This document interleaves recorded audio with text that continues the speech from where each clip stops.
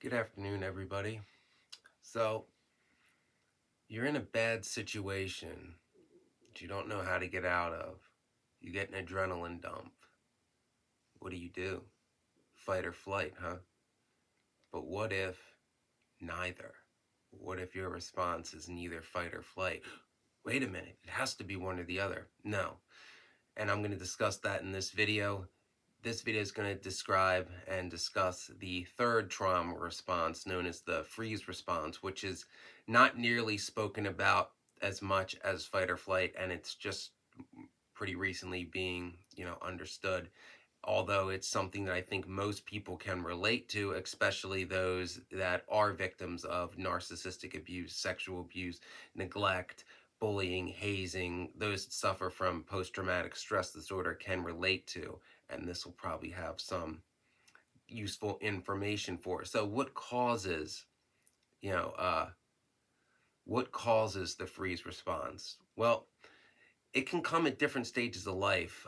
Childhood abuse and neglect, that pattern of behavior can cause a freeze response because a child whose brain is developing, instinctively will not know what to do in that situation, especially when it comes to a fight or flight response. Most children aren't going to stand and try to hold their ground with a grown adult. Another response can be adult psychological trauma. Like if you have an abusive boss that abuses you out of nowhere and you don't know what to do in that situation, you can't run away, you can't fight back. A perfect example of this would be in another video. I recommend reading Mike Rinder's book, A Billion Years. He speaks in that book about how out of nowhere David Miscavige would just hit him and others. And if you even glanced at him like you were going to hit him back, they drug you out of the room. So the only response you could have would be a freeze response, especially if that's a pattern of behavior over years. Speaking of patterns of behavior, PTSD can lead to a freeze response because PTSD, especially complex PTSD, you're constantly put in that fight or flight, adrenaline dump mindset. And over time, you don't know what to do. So you'll freeze up whenever some PTSD trigger comes to you. And there's various other reasons that can cause a freeze response, but those are the main ones. So in the face of any stress, say freeze response is your go-to. You're not going to fight, you're not going to flight. How does the freeze response manifest? Well, suddenly you can't think straight at all. Like your brain isn't processing what's going on around you because, traditionally it would be like, okay, fight or flight. Which one should I do in this situation?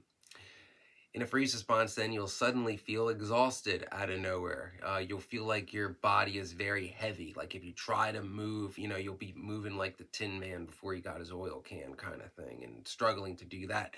You can't make decisions. This is particularly true in exploitative abuse where you're backed into a corner and you're basically told you can't say no and you must do this. Like you want to say no, you have the right to, but given this response, because they're probably threatening you to destroy your career or things of that nature, you can't make decisions because your brain can't process what's happening and what it's potentially going to cost you.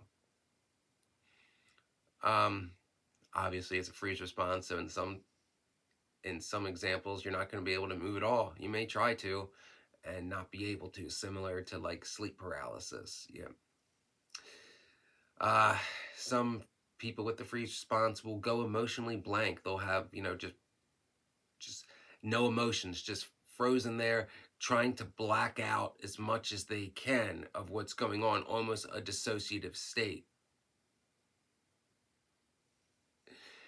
And given that I said dissociation, some people may even feel like they're not even in their body anymore, like they're not even present in what's going on, that their brain puts them somewhere else, and that's dissociations. Yeah. Another freeze response is to know what's going on, but to assume that it's a dream, to assume that it couldn't possibly be real. Yeah.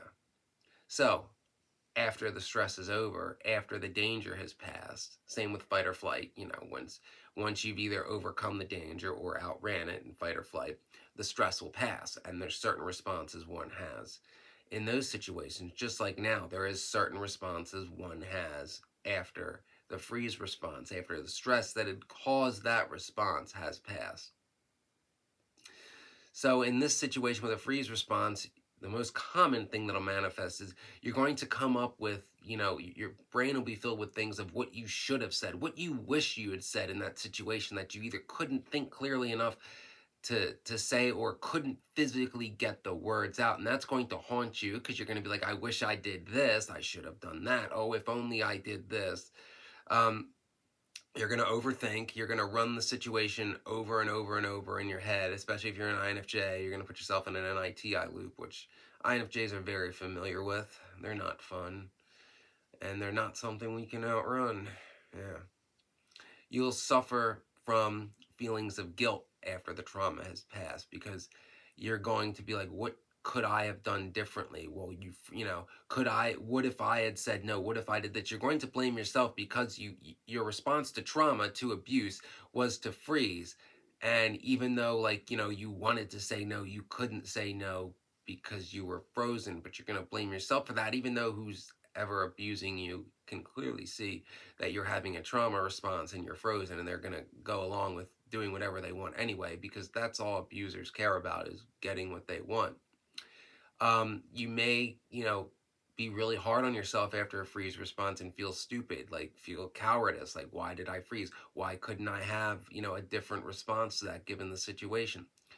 I had a freeze response once, when I was 17, when I was getting into modeling for the first time. I was an independent. I was applying to agencies. I wasn't signed yet. I was working at this big shot photographer's bed and breakfast, this mansion, and everybody who worked there was kind of trying to get into the industry in one way or the other.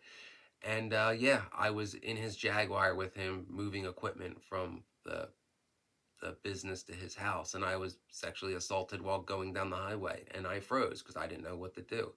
Couldn't run. There was nowhere to run. I'm in a moving car. Couldn't fight, even though, I have the physical prowess to hold my ground. Again, in a moving car, if you take a swing at somebody, driving a car on the highway, that's probably not going to end well. So my brain couldn't process what to do given that scenario. And that's something that's common in a freeze response that a lot of people don't understand. So a freeze response, keep in mind, can make you feel like part of it's your fault because you didn't do anything. But that is not the case, because a freeze response is a response to trauma. It doesn't just happen out of anywhere. True, it can be triggered by phobias, like if somebody's arachnophobic and all of a sudden everything's fine, and then, ooh, a spider comes out of nowhere. And yeah, that could cause a freeze response too, like spider. You know, but a freeze response is a response to trauma where the brain can't process, what to do in that moment. Usually a freeze response happens because you need time to process what's going on, because you can't believe what is happening is actually happening. Freeze responses can catch you off guard because it can come from a trauma response from someone or something that you did not, see it coming from, like somebody acting completely different from the way they've always acted. What's in my head right now, for whatever reason, is in the movie Goodfellas, when Karen, Henry Hill, the main Ray Liotta's character's wife, is assaulted by, the boy she grew up with and went to the country club with out of nowhere. And you all know how Henry handled that.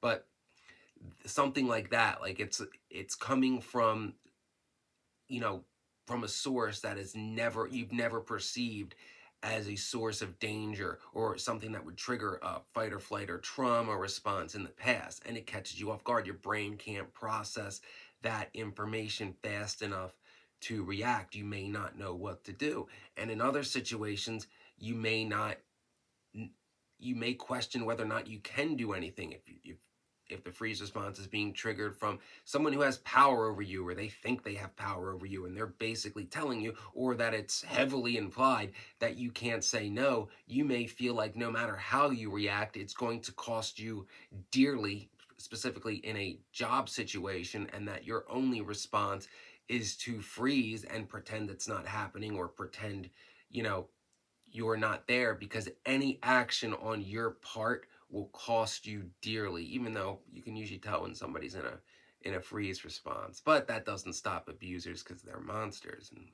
those who watch my channel, y'all know that. So this is just a basic overview of the freeze response. I'll do some more future videos on trauma responses. I hope it was helpful. I hope it lets people know that, a freeze response is a common response to trauma, and this video gives some insight into what can trigger it. Please like and subscribe. Look at my playlist, watch my older videos, help the channel grow. And yeah, trust your intuition in a trauma response. If your brain's trying to process what to do, at least know that your brain's telling you that you're in a trauma response, that something is wrong. And if any part of your intuition is telling you to fight or flight, you should probably listen to it and acknowledge that, yes, you are in danger and this is a trauma response. And remember, abusers have no integrity. Even a victim who's frozen, that's not going to stop them. They're sick. That's why they must be exposed for who they are.